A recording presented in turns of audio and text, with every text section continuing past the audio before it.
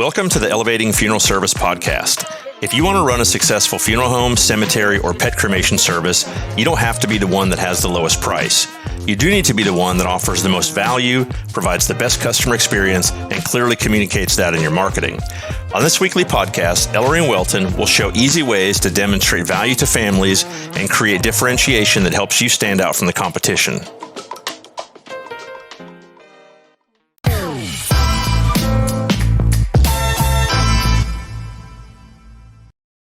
Hey everybody, welcome to another episode of the Elevating Funeral Service podcast. I'm your host, Ellery Bowker. I'm with my good friend and co-host, Welton Hong. We have two special guests with us today. We have Ryan Lato, who is the CEO of DNA Memorial, and we have Michael Davis, who's the Director of Corporate Sales for DNA Memorial. This is a topic that Welton and I have talked about a little bit, and we thought it might be interesting to bring these two gentlemen on to talk about DNA and funeral homes and what some of the things surrounding that topic are, meaning what opportunities are there if you offer DNA preservation to your families, what service you provide, that sort of thing there. So guys, welcome. We appreciate you coming on to share a little bit of your story with us and then kind of how DNA can sort of impact how the funeral homes are serving their families. So maybe Ryan, why don't we start with you and kind of tell us who you are and how you got in this business, and then we'll kick it over to you, Michael. Sure. Okay. My name is Ryan Lato. I'm actually the head scientist here. I'm not just the CEO, but I actually developed the technology for storing DNA at room temperature. I used to run a lab at the Lakehead Paleo DNA laboratory in the university here. And we used to try to get DNA from mummies and dinosaurs and ancient materials, stuff like that. What we noticed is that DNA didn't have to be frozen to be preserved. It just had to be protected from air and water and some kind of reinforcement. So we came up with this idea to store DNA, and then we came up with a proprietary process and filed a patent and stuff. But what we realized is most people don't want to store their DNA when they're alive because they can just go do it again tomorrow, or there's no real value, much like a fingerprint, right? So that's how we ended up in the funeral space, actually, is because that's the very last spot to get the DNA, then it's gone forever, right? So that's how I kind of evolved into the funeral business from the university academia, and then Michael's come along to help with the sales. Yeah, I came along to help with the sales. I'm not one of the scientists here, but I do have a vast sales background in various industries. I do have a personal connection to genetics, though, and I've found genetic testing and stuff like that has been a very key role in my family's life and in my children's life. It's been a big part of how we've been able to tackle our medical diagnosis that we do have with osteogenesis imperfecta, and it's been able to lead us to better treatment plans. And for them, it's treatment plans that are done when they're much younger than myself when I got mine started. Interesting, fascinating. So let's just kind of jump right into the thick of it. So the funeral home's meeting with the family.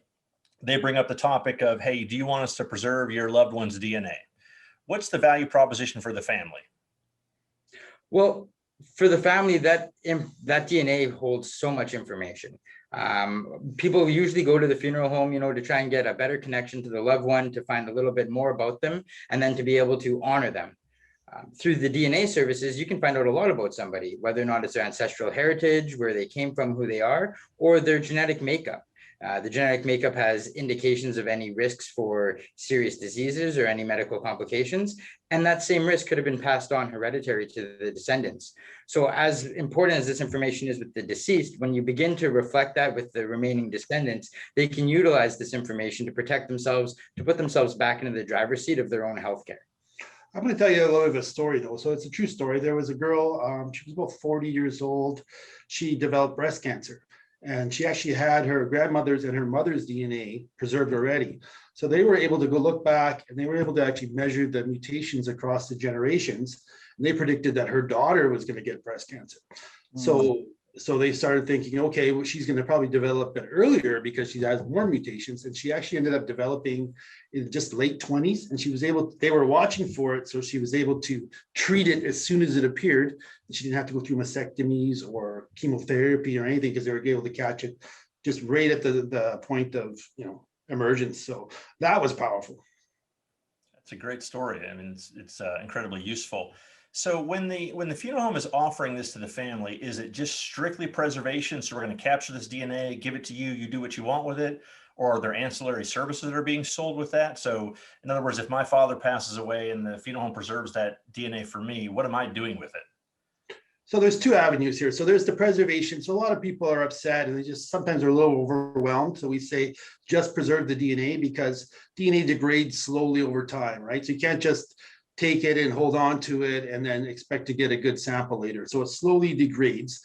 Cut hair again is not a good method for DNA. You need to have the root attached. But anyway, so we tell them just mostly preserve the DNA and just have it there. And then once you're looking to answer those questions, then come back 6 months, a year later, and then we can answer those questions. But there's also the medical testing that we provide. Again, looking at those generational mutations, we can tell your father was predisposed to cancer. You're at a higher risk. And so some people might go to someone like 23andMe and say, you've got a 17% chance of lung cancer. Well, if your father and your grandfather and your great grandfather all had the gene but never got lung cancer, well, your real risk is a lot lower than that. But then again, if you have the gene and your father and grandfather didn't, maybe your risk is a lot higher than that, right? So it gives you that family perspective on your medical history.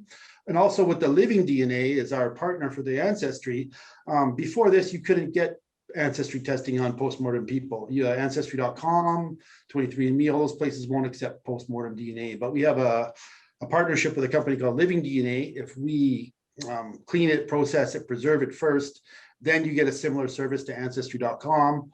You're able to download your data, upload it to Ancestry.com, match.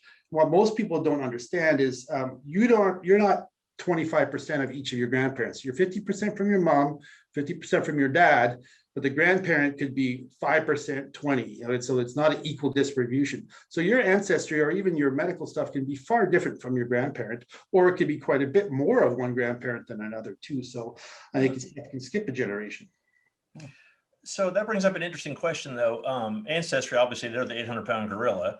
Why won't they accept postmortem DNA and you guys will? Well, so we don't do the actual thing. We don't have the big databases that some of these ones have. We could probably do it. We just can't do the relative matching and all that stuff. Is what we're able to. Like I said, I used to do dinosaur DNA, so we have a lot of specialized techniques to clean the DNA and preserve it and concentrate it, and then we get it into their range that they need to run. So I mean, we could basically do this with any company, but we partner with Living to be the one company that. So we've optimized the DNA for their platform, right? Because they run these big automated platforms. So that's how we're able to get the ancestry testing through them. We could do it through Ancestry if we optimize it for their platform, whatever they're doing, but that's the one that's been really reliable. They don't sell your data. They have lots of privacy protections, that kind of stuff. That's why the company we decided to partner with. All right. So one of the related question, and brought it up when you guys were talking about, my father and the story about the lady. If the family is opting to preserve the DNA, Ryan, is it more because they want to know more about who they lost or more about what may happen to them? Both. So there's a big range of people that do this for someone that's maybe the husband or wife who don't have any children or grandchildren. It's more of a preservation thing and keeping them alive. The younger people that have children and stuff tend to want to preserve the father's or grandparents' DNA to protect their children and on down the line, right? And this is one of the products that actually gains value the farther away from the person you are. So I would love to know what my great-great-great-great-grandfather looked like, some of his personal traits, all that kind of stuff. But like an urn full of ashes or something starts to lose its value when people lose that personal connection, where the DNA will actually grow in value the further away you get in time, right? Interesting. Well, you had some thoughts about funeral homes offering it. Right. Yeah, actually, I have a few just random questions as well. Is like I did 23andMe a few years ago, my wife and I, and it was pretty painless. Like a tube came in the mail, you spit in it, and then you send it back. Like for funeral homes, how do they use it when somebody, is it a swap or how does that work then? So for us, we're one of the only people that can do the swabs. And what we love about the swabs, especially in a postmortem situation, the interior tissues rapidly decay. Red blood cells don't have any DNA in them, so it's all the white blood cells. So sometimes a cancer patient or AIDS patient blood sample is no good either. The interior of the cell, the oral cavity, dries up after death. and you get those interior cheek cells. They don't have any pigmentation. They don't have any keratinization. So they're actually an excellent source of Wow. DNA, and they don't degrade as fast. So we can Right. actually get a nice, good DNA sample up 60 to 90 days, even post-mortem. I see. Yeah. And why does it need this? I'm not a scientist. I'm keeping there. Why does it need to be stored? I thought once it's swapped and then you get the sample, does it store somewhere virtual, like on the cloud? You already got that DNA strings downloaded. Why does somebody need to go back and get Well, that sample? because you don't. So when you take the sample, if you send it 23andMe, they're not doing your whole genome. Your whole genome is 3 billion base pairs long. They're looking at tiny little snippets. So if we're doing your genetic, we look at 300 or 600,000 little pieces. That's a far cry from 3 billion, right? So Right. that's a huge amount of data. And if some people have actually done it, but then what do you do with it? Like it's this ever-changing sea of like data that you have to be able to know what it's telling you, right? So that's why you need something to, what we always say is for a baby to actually get a sample done as soon as you're born, because then you would have a master copy of what your DNA is supposed to look like as you age. And once technology gets ahead, you could actually fix it, right? Interesting. Yeah. Yeah, that's cool. I mean, again, I'm not a scientist either. I barely understand how fingerprints work. You start talking about these genomes. I'm out of left field here. But I do think it's interesting because, you know, the role of the funeral director obviously is changing over the years, right? It used to be just, you know, running the funeral and bombing and cremation now. And, you know, funeral homes now are, you know, the smart ones anyway, are really kind of becoming the epicenter of death in their neighborhood, right? Or in their community. What I mean by that is that they understand that their longevity is going to be correlated to their ability to help that family kind of before, during, and after that loved one's passing, right? They're not just a disposition company, or they're not just an event company. And so the ones that are being really successful now and that we think will be successful are the ones that kind of take this thing and look at it holistically, right? They kind of look at it from the whole circle of it. And it's interesting because on the backside of it, you know, we're in the business of aftercare, and on the backside of it, I just think it's fascinating, right? That you're going to try to say, okay, well, this isn't the end, right? This may be the end of that person's life, but then you can take that DNA and you kind of move forward with it, and you can do all kinds of other things with it. So it's interesting to me to see how cremation went from being cremation, you put the cremated remains in an urn, it went on a mantle, right? 10 years later, it's in a closet. 10 years later, it might be in a storage building, right? It just kind of went down this whole thing. And now you can shoot the ashes into space. You can make diamonds out of it. You can do all kinds of the other things. It'll be interesting to see down the line what happens with this DNA, right? Are they just preserving it now? Are they just testing for, you know, basic, you know, I don't know, risk for disease? You know, it's just interesting to kind of see what happens with that. But I guess my question to you then would be, when you guys are pitching the funeral home, are you pitching it from the aspect of, you know, warning the family, like, you know, as soon as this cremation takes place, all DNA is going to be, you know, destroyed. So do it now, even if you don't want to do something with it later, you're preserving it? Or from the aspect of like, it's another revenue stream for the funeral home, which I'm sure it is, but how are you guys pitching it to funeral homes when you're talking to them? Well, I'll tell you that from talking to most of the funeral homes, everybody's interested in additional revenue sources, I think at some point in the back of their mind, but none of them are looking at it this way. We're reducing services, first of all. Since last year in the pandemic, services are being reduced or minimized. Maybe there's no food or no catering, no coffee, tea after. And then you're basically left with what coffin should you purchase, or what, you know, urn should you purchase? And you're becoming very transactional based on selling them a specific product. So I believe that the funeral industry was not designed that way. Families are going there for service. And we need to find more added value services so that we can begin to serve the clients rather than sell the clients. This, like the lineup of DNA services, is an added value service, but it isn't for just at needs. It is great in aftercare, but you know, we can sit down and talk about pre-needs. On the pre-need side, somebody's, you know, purchasing their future arrangement or planning for that. The DNA sampling can be done immediately, so it's something that they can walk home with, you know, rather quickly after the pre-needs arrangement and sitting down with them, rather than paying for something that might be, you know, decades later down the road. And the information in their genetic predisposition reports is very valuable to them while they're still here. If it's something, you know, like they have an inherited risk for a critical disease, it might be a good time for them to go back to their insurance provider and add on a critical care rider to one of their life insurance policies. Talking about leaving a legacy, people look at leaving their organs, donations to local hospitals or universities. 45-second cheeks, while we can leave a piece of DNA that can, be donated to a local charity or hospital. They can start doing research on that. At needs, yes, you know what, there is that point, and it is an educational piece. It's not used as a scare tactic, but it is true, and we have to make everyone aware. And I do believe that as an industry, we have an obligation to make clients aware that this is the last chance to preserve the DNA. And they might want to see the testing, and that might be valuable for them now. It might be years till later, but it will not be possible later if they don't preserve it now. So there is that sense. Sure, it might scare some people into it, but hey, losing things permanently scares a lot of people. It's not, you're not doing it on purpose. It's just giving them the truth and the facts so that they can make an informed decision. You are talking about honoring people, and how do you keep them? People get a nice urn for the cremated ashes. There's ways where you can incorporate your DNA into a pendant, so you can keep basically a copy of a person close to your heart, incorporating into glass. We have partnerships with Celestis, so they can shoot the DNA off into space.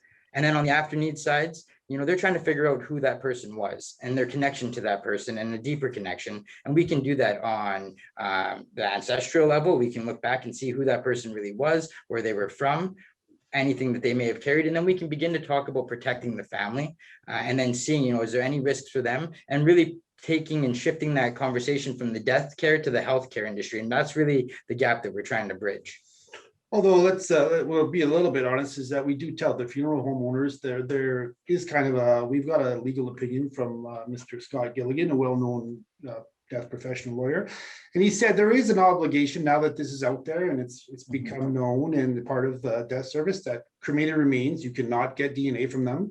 And there is an obligation as a professional and acting in that professional manner to let clients know that they should decline to say that I understand this concept. And it's not a scare tactic, but it's informed consent, and that they should at some way acknowledge that they're not going to be able to get this DNA back after disposition, right? So there's that part of it, right? But there is value in the funeral home when it comes to revenue source. As you bring on any services, there's obviously a fee for said service. But I find that when you're bringing on a product, people want a discount on products. People don't mind paying for services as long as there's value in those services. Mm-hmm. So, there is a new revenue stream that's sort of untapped for the funeral home. It can be lucrative if they're really, really pushing it. And, but they could also just be doing it for that, for the client's needs and to give them the value as well. How do you find the funeral homes do, funeral directors will be pretty quick to tell you they don't like selling anything, right? They're in this for the ministry of it. And I think that beads of sweat start forming on their forehead when the thought of selling something comes into mind. But when they're passionate about things, it's easy to sell it, obviously.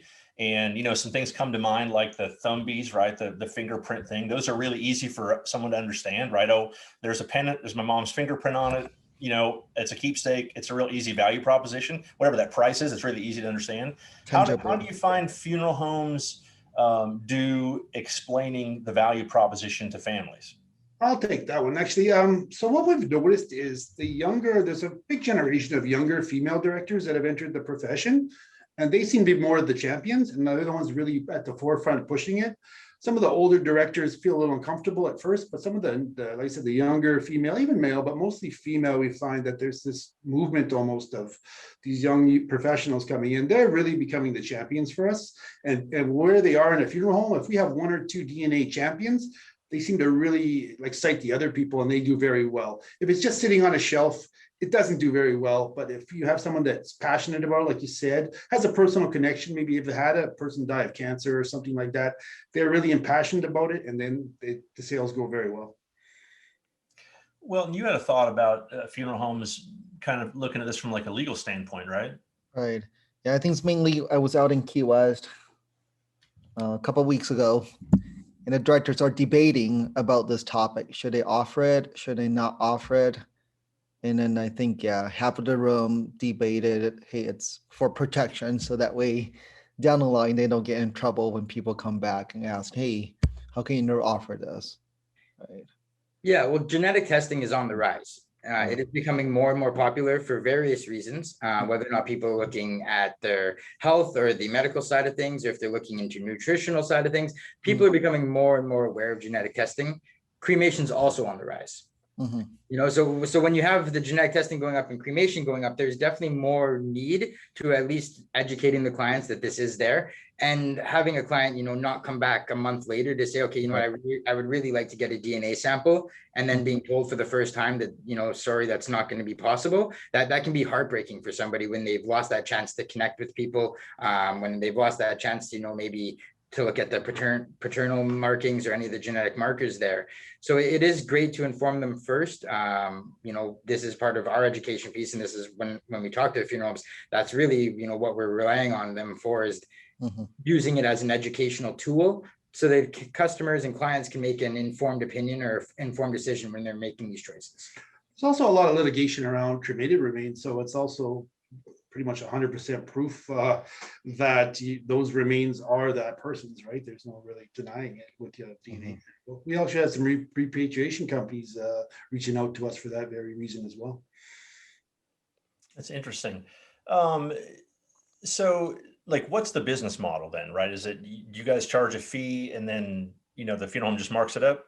So we run two models, or a hybrid model with ours anyways. We do have them, the first option is a wholesale style. We provide all materials, displays, brochures, and all the sample kits. They sign up onto our website as sort of a wholesaler for it. They add all their things, all their items to the cart, and then they have a suggested retail price, or at least a range that they're allowed to charge. We ask them not to go below that, but obviously they can go above that. That was great. There was a lot of funeral homes that, you're right, shying away from the sales pitch, didn't want to add that in, didn't want to sit down. So we had to sort of look at that, and, you know, the clients that go to those funeral homes still deserve having a service available for them. You know, just because they go to a funeral home that may not want to have to put this as a sales pitch doesn't mean that they should lose their chance to preserve their DNA. So we did do a direct to consumer version as well. We would still supply the funeral home with everything that they need in brochures, but then the consumer can make their way to the website and do all the ordering themselves. The funeral home obviously is still rewarded, and we still give them a little bit of commission for doing that, and for providing them with the sample, and for helping out the client. They can always do a service charge too for doing the swabbing and providing that service to them. But then they're a little bit hands off, not having to do that pitch, but they're still able to protect themselves and protect their clients and offer them all the same services. So I'm not going to put you on the spot and ask your revenue or the number of funeral homes you work with, but just kind of give us a sense of the size of the business. I mean, are you guys, like, are funeral homes being really receptive to this? So that's part one of the question. Then part two would be, what percentage, assuming they're asking every family, right? Assuming they have a pretty decent presentation down, what's the percentage of families that are saying, I want to do this, versus I don't, you know, care about it, or just not that important to me? So you can break down the numbers. I'll just tell you a little bit about the size. So this is already in over 40 countries. We're in Israel, we're in Sweden, Germany, USA, Canada. We have some interest from Australia. Those are the guys. We're not the only guy in the market either. There's about 14 other companies that we can consider competitors. We consider our product the best because it's, for a lot of different reasons, and with our postmortem experience, but we're not the only people doing this. So we're roughly in about 1,200 funeral locations. Around 1,200 globally. Mostly USA, Canada, and some Sweden. We are looking at a launch in UK, but there's some litigation around the Human Tissue Act there. It's the only country in the world that we've had some legislation around that, but we're working through that. And just for the revenue numbers. Yeah, for the numbers, the people that sort of follow the standard procedures and being able to, you know, utilize it as the educational tool, really, we see our best numbers, 1 in 5 families or so, like 20% participation rate, whether or not that's just the preservation vial or they're going on for additional testing. But yeah, 1 in 5 families going in are starting to use genetics. As the funeral homes jump on board with the making it part of their process, and like, we recommend putting it on the cremation authorization form and actually having a section there, or we have our own authorization form that they can use, it's been vetted. That really sees an uptick. You know, when you start having the clients sign off saying that they're aware of this and that they're destroying it, we really start seeing an uptick of people that are wanting to provide samples or wanting to get additional testing done. But really, you're right, the funeral home does have to sort of buy into the services that we're providing and making a valiant effort on offering it to every client that comes in. And one more note, 95% of our clients are independent run funerals. Those are our favorite customers. We love the 2 to 4 or 5 funeral home locations. They do very well. They have good markups and just easy to deal with. That's our core crew of customers, is independent family run organizations. Yeah, and it starts to go into pockets as well, right? Like as somebody brings us on, they start doing really, really well with us. People in that area go into a different funeral home, and then they start to ask for these services. And now, we're starting to get a phone call back saying, "Hey, look, they went to this location to provide the service." And we've had some, some really good locations out there that are willing to send our sample kits over to a different funeral home so that, so the clients everywhere can be able to take the service, because if they bought into us, they also believe that everybody everywhere should have these same opportunities. Yeah, that's interesting too, because I think about that from like, will they do it or will they not do it? I mean, if they share the worldview that you think it's important to preserve this, right, then they're going to go right down that path. Welton, I got a question for you. Welton obviously does a lot of marketing with funeral homes. Do you know of any funeral homes that are actually marketing this as a service? Or is this strictly like the family learns about it in the arrangement room only? In an arrangement room, but that's a very good question. Why aren't they comparing? Why is this not on their marketing material, not on their website as something they're different in? Ryan and Michael, do you see any funeral homes that are advertising this like on their website or promoting it like as a value added service? Because the one thing that we see, and Welton and I talk about all the time, matter of fact, the premise of this entire podcast was about how to be the purple cow, right? I mean, how are you going to be different than every other funeral home out there? So do you see funeral homes that are marketing this? I find that most of the funeral homes are still in traditional marketing. They're doing, the Rotary Club and that kind of stuff. So a lot of our clients aren't out there marketing it, but this plays so well in social media. I think a lot of funeral homes are reluctant to get into social media. But we get such a positive response from social media and media. I'm not sure why they're not. Maybe they're a little nervous, or they're still stuck in that traditional, mail marketing or show up or put a table up or that kind of stuff, where social media is where everyone is these days. So you have to be there, right?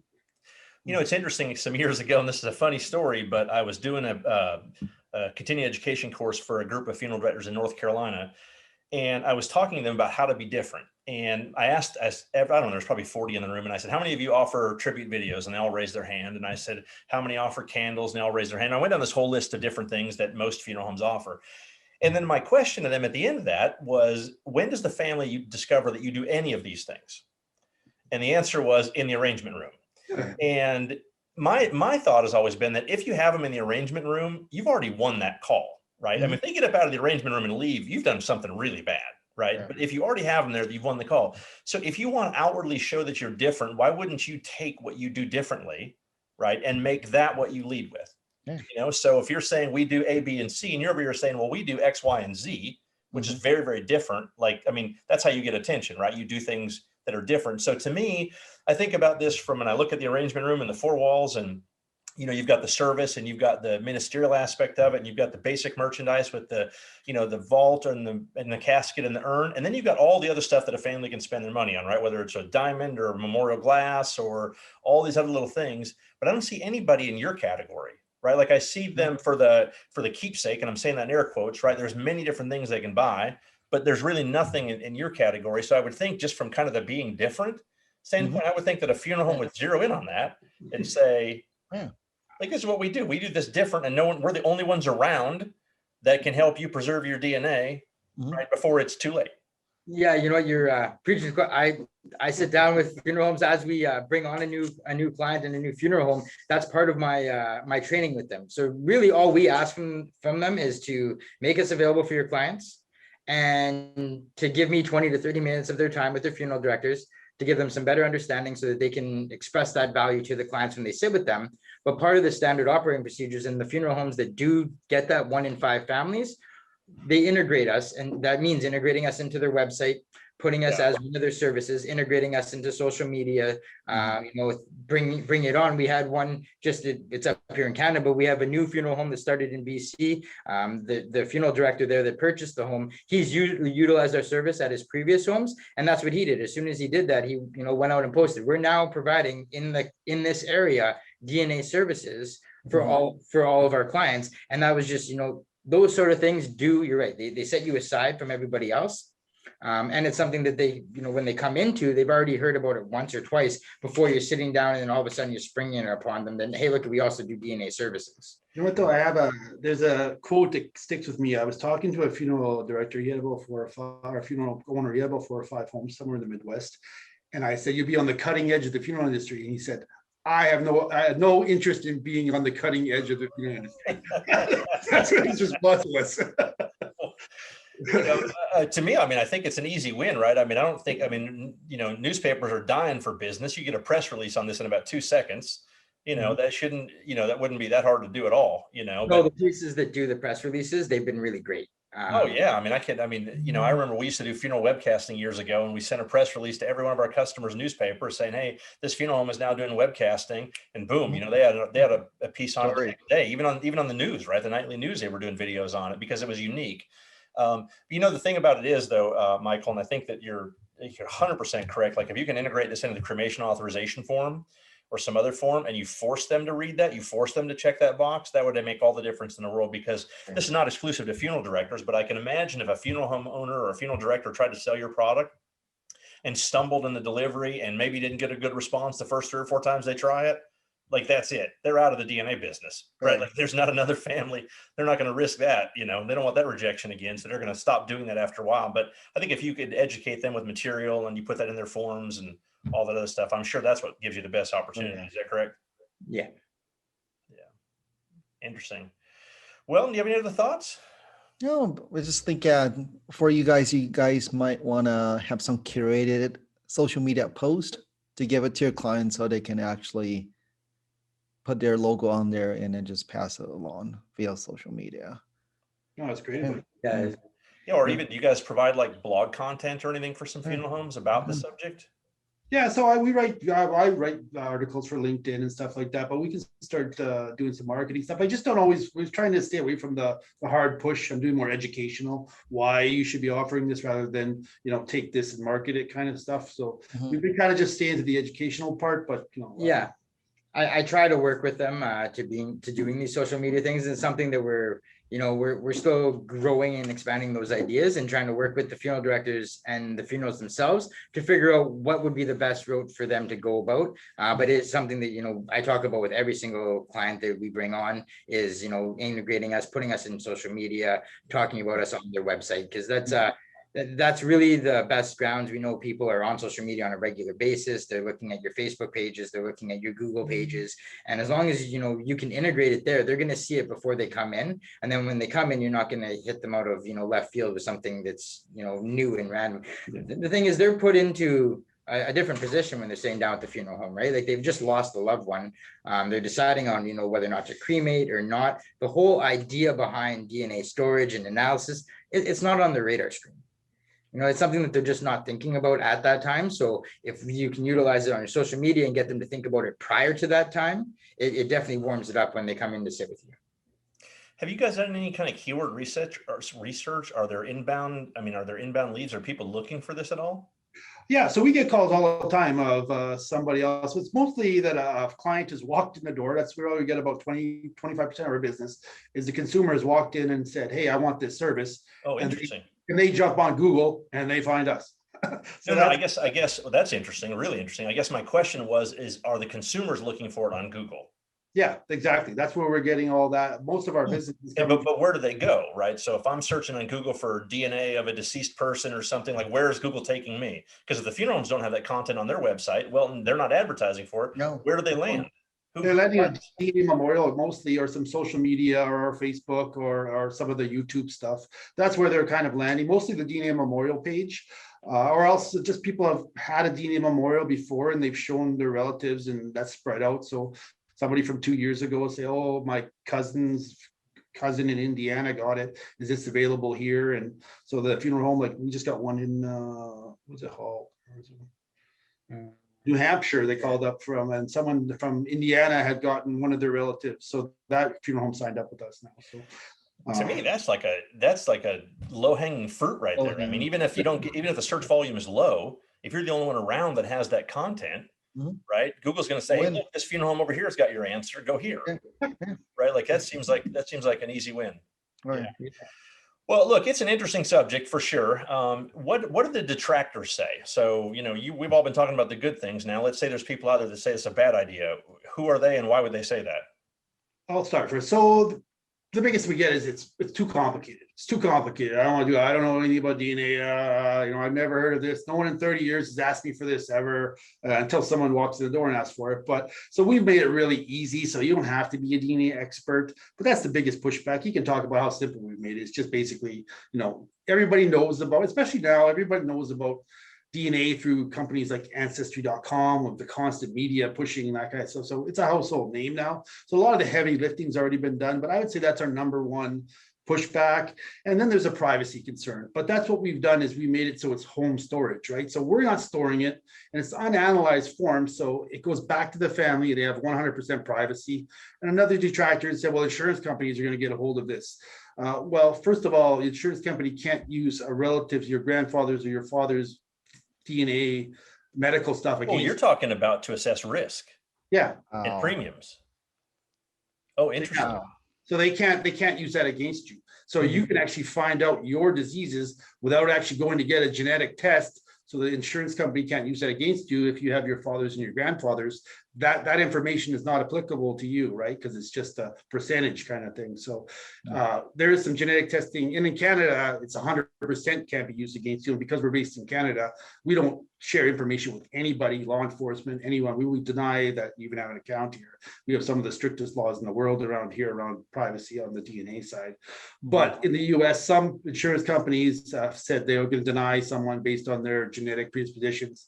So that is one thing we say too. If you did concerned about that, you could have your relatives and the insurance company couldn't use that against you, right? Yeah, the other detractors are just, I think the industry and how it's been is some of the funeral homes are hundreds of years old, owned by the same families for the same 100 years. And they were sort of stuck in those ways. I will tell you that this is changing. And as I'm sure you guys are well aware with the pandemic and everybody switching, 14, 15 months ago, the idea of having, Zoom arrangements and being online probably wasn't there. So people are being forced to change or adapt. And some are going to do it quicker and bring it on. Maybe they're going to bring it on faster because they've, their revenues have been down or they decreased or their profits are decreased because everybody's taking on more and more bodies, or a lot of them are taking on more bodies. But as the services are being minimized, what they're able to, charge for that same arrangement is also being decreased. So they're looking for new ways. Ryan said it great when it's the up and comer funeral directors. A lot of those younger ladies that are running the funeral homes are really being the big pushers of this. But as they go in, and that's why we started seeing it in pockets, because as somebody does it, as bad as the other ones don't necessarily want to go forward, they will jump on the train because they don't want to be left behind, right? So it is starting to go, and we're just starting to see certain areas, and just like dominoes, they're starting to topple over and seeing the value of it. But there are those ones that are stuck in their ways. They do think it's a little complicated, but that's usually prior to being able to, sit down and discuss everything and how simple it is. The whole idea and topic right off the hop for them is complicated, and they don't want to give it that couple minutes to actually truly understand how simple it is. I just want to say one thing about the pandemic too. So we pre-treat all our swabs with the viricide. So even though the virus, because the oral cavity dries and it's in the mucus in the lungs and the nose, it's completely safe. There's no added risk to taking the sample in our method, and shipping it is 100% safe and legal and everything else. So just to address that elephant in the room. And that's strictly a mouth swab, right? You keep holding that thing up and it reminds me of those COVID tests where they open your brain. I can tell you, I'd rather be in the funeral home. If that's going up my nose, I'm going to be in the funeral home. That's not happening with me. In there. Yeah. So it's all done by mouth? Yeah. So basically this is it. You just dip from the deceased person, you take 6 swabs, you put them into a paper envelope. You snap off the piece, the piece you touched, and you simply seal it up. You send us 4, and you put 2 into the client's file, and they can sit there. So once we get the 4, we give you an email saying, oh, they've arrived safely, you started testing, and you can dispose of the other 2 if you want. That's just our backup in case they ever got lost in the mail. We just send these through regular mail. What's the shelf life of that one right there? If you put it in that package. Yeah, so we like to get them. We don't see any significant degradation to about 90 days, but we tell client families that they have 30 days to decide, right? So that's I'm sorry. So my question was going to be then: does the funeral home have to sell it right there? Or can the funeral home just swab the decedent and then say, "Look, we've preserved this. the choice is yours, you can do this within so many days. Is that kind of the selling proposition the funeral home does? So a lot of the funeral homes are putting this into their aftercare now, right? So when they have that Yeah. 30-day point, they could say, okay, you need to make a decision on this DNA because it doesn't last forever. So not a high pressure sales tax, like gain informed consent, that it will begin to degrade. So you need to either decide to do something with it, or you can keep it, but the risk is gonna, it's gonna go down slowly over time. Our safety zone is 30 to 90 days. We have gotten samples from 2 years, 3 years old, no problem, but we don't guarantee it after that, right? So there is some slight degradation, but most of the time it'll be okay. But that's, like I said, our safety window. And as to your point on the having to do it now, on our authorization form that we provide that they can feel free using, like I said, it was vetted. That's actually the options. The first one is they have to check off saying that they've been provided all the information, its importance and its permanent loss. And then it makes them make one of 3 choices. And really there is 3 types of families. I decline and don't want it taken. Yes, I want the sample taken, or I want the sample taken with that holding period of 30 to 60 days. So that's actually the 3 options that we give them. And it's a nice thing that, when they're sitting down and they're making a lot of important decisions on that day, of when the arrangement's going to be, what they need to do. This is something, although it is super important, it is going to bring them lots of value. It is a decision that they don't have to make that day. They can go home and they can sleep on it. They can look at it. Or the funeral homes, the ones that are running the hybrid that I was telling you, we had the 2 models. We provide them with both models if they would like, and they could send the ones that are on the fence for that 30 to 60 days, send them with our direct to consumer site and just give them the sample back themselves. They can make it to our website and place the order on their own if they would like.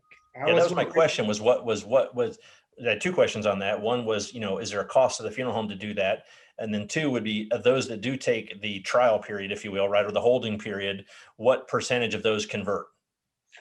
That's a harder question because we don't know exactly how many of those and when they come back. Some people will come back at 30, 60, 90. Some people will come back in a year. This is all residual income with the funeral home too. So if they come to us back to get testing 2 years from the thing, we give the funeral home their cut still, their percentage, right? But there's also something I wanted to bring up. There's Smith's Funeral Home in Ontario here, had a family come in. The gentleman died of skin cancer, I believe. And the family was there. The person that was making the decision didn't opt in right away. They said, well, just 30 days. But when they talked to the rest of the family, turned out the whole rest of the family wanted it. They ended up selling a vial for each one of the family members, and they all got the genetic testing. So even though the person making the actual decision maker at the arrangement room didn't want it, once they talked to the family, there was about 9 or 10 people that did want it, right? So they made that decision about a month later. That's interesting. Well, listen, we'll go ahead and wrap it up here. We've kept you guys long enough. We do appreciate your time. Again, I think it's a fascinating topic. I'm always interested in ways the funeral homes can add more value to their families, right? And how we as vendors, we've always felt like the holy grail is if you can add value to the funeral homes without making them do any more work, right? Because they're already busy, they want to be able to focus on what they do best, which is serving families. So your model kind of fits right in that. Well, did you have any final thoughts? No, it's good. Yeah, I think this is very, very fascinating subject here. Yeah. So how can some folks find out about you guys if they want some more information, or they just want to ask you a question or look you up? Or Well, our website is www.dnamemorial.com. Okay. They can send email to help@dnamemorial.com, or Michael, MICHEAL.Davis, DAVIS, @globalgenetichealth.com. We answer those all the time. We check those emails regularly, and we'll be here to help answer any of their questions. We also help answer any of their clients' concerns too. So we don't expect the funeral directors to be extreme experts. If they get, the random question here or there that they can handle, they can direct them to our helpline or our help email, and then we'll get back and help facilitate that for them so that we can ease any of their client concerns. And that's available 24 hours a day as well, because we have international clients, right? Got it. Awesome. Well, listen, thank you guys. Best of luck. Obviously it sounds like you guys have got some traction going already. So continued success. For our listeners, we thank you again for listening to another episode. If you found value in this, we'd appreciate it if you'd go to Spotify or iTunes or Stitcher, wherever you listen, and leave us a review. It helps others find out about us. There's not a lot of funeral podcasts out there, but we want to be the number one. So the reviews help us surface to the top. So again, thank you, Michael. Thank you, Ryan. We do appreciate your time, and best of luck. Thanks, everyone. See you. Thank you.